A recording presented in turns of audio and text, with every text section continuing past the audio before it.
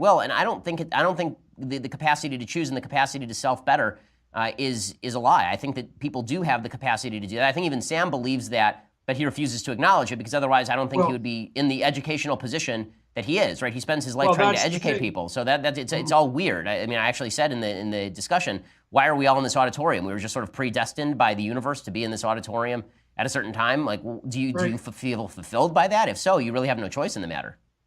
Well, one of the things that's always bothered me about the new atheist types and the hyper-rationalists is that they're, as far as I can tell, their conduct is full of performative contradictions.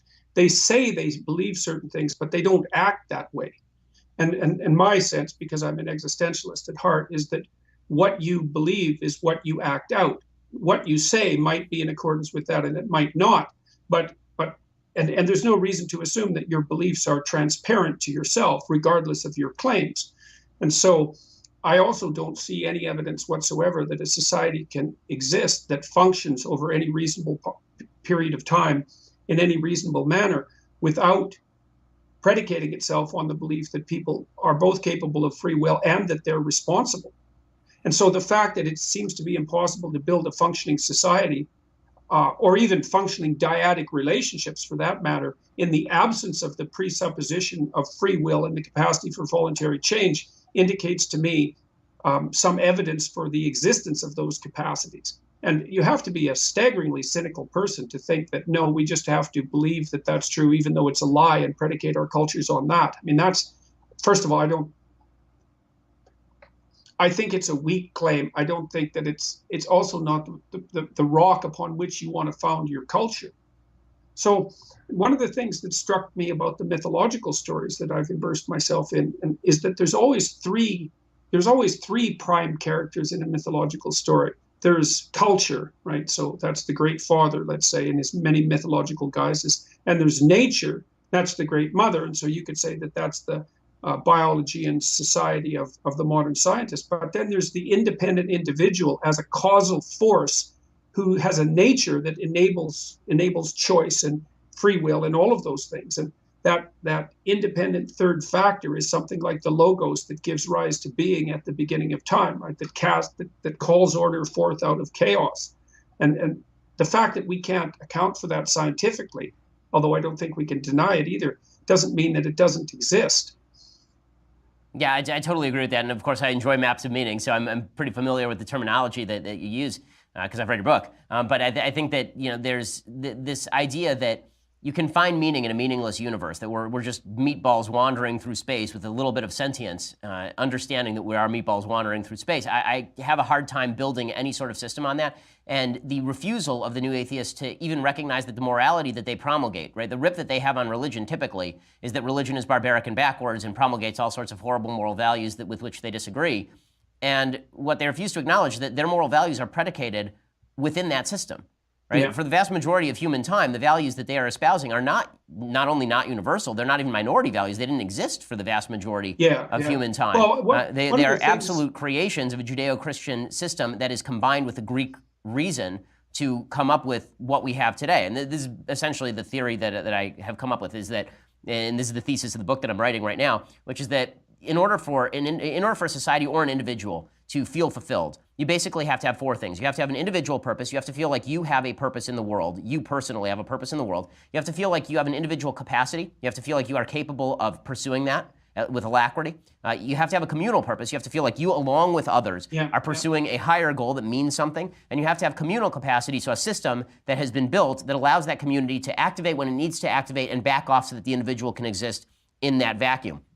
And we have torn away at all the roots of those things, because all of those things, I think the apotheosis the apex of modern thought was basically the unfulfilled but universal theories of the American founding fathers. I think it's about as good as it got in terms of governmental theory. I don't think it's gotten better since then. I think that it's been extended more broadly. I think the universalism that they were implying has now been applied in many ways, and that's a great thing, right? The founders obviously still held slaves, many of them, but their principles were not in favor of slavery. So the principles that they espoused were based on, again, these two competing poles that are constantly in tension with one another, in this sort of Leo Straussian tension with one another between reason and revelation, the Judeo-Christian tradition and the Greek tradition of reason. And the tug and back and forth is what allows you to have one foot in rights and one foot in duties. So it'd be really good to have a lengthy conversation about this at some point, because there's some things in here that really have to be delved in deeply. Like the you have to find your own purpose argument was one that was put forth very strongly by Nietzsche when, after he announced the death of God. He said that people would have to revalue good and evil and to come up with their own definitions of what constituted morality. And like the Nietzschean criticism of Christianity is about as deep as it got, with the possible exception of Dostoevsky.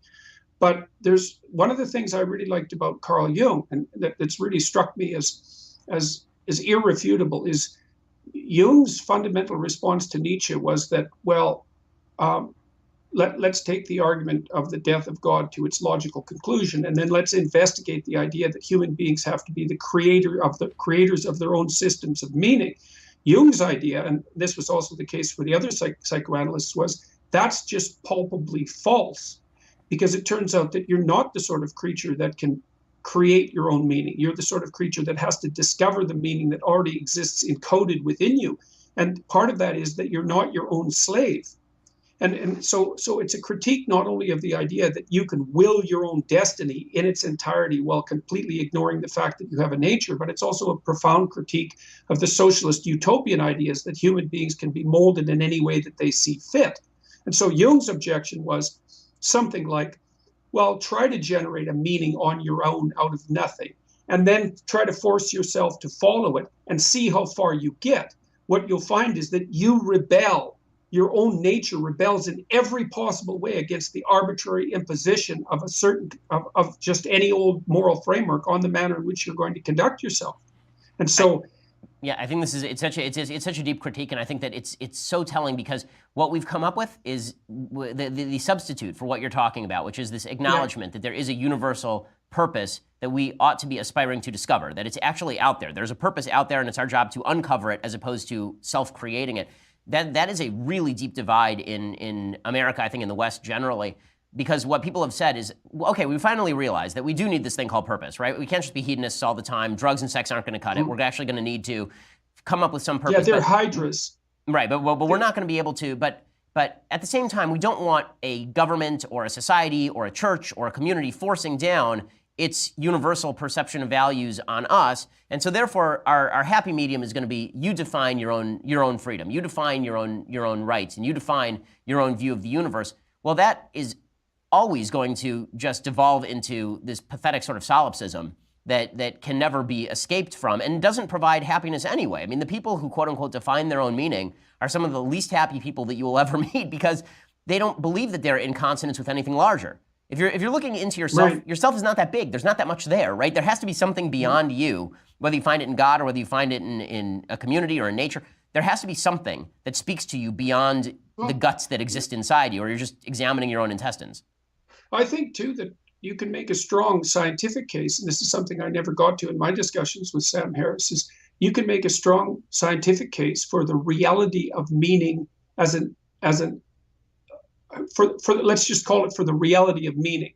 You might think about it as a psychological reality, but you can think about it as a metaphysical or a biological reality too, because as far as I can tell, and there's good neurological evidence for this, your brain is adapted to two modes of being. And one mode of being is that mode that obtains when you're where you know what you're doing and you know what's going on. So you could call that explored territory, let's say. And there's another mode of being that is that which obtains when you don't know what's going on, when you're in unexplored territory. You could say, well, animals since the beginning of time have adapted to some combination of explored and unexplored territory. Subscribe to the channel and be a nice person, sir. Follow me on Twitter, okay? Have a bloody nice day over there with a quite nice weather. Bye.